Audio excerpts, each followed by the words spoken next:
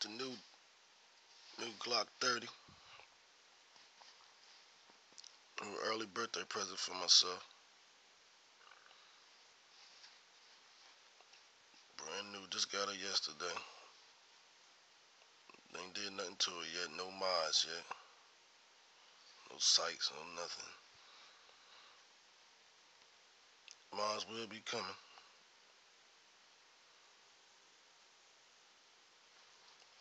I already ordered a few mods already, so as soon as I get my mods, I'll be putting them up.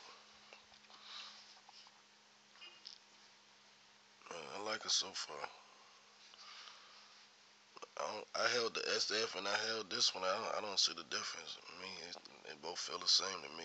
But I like it.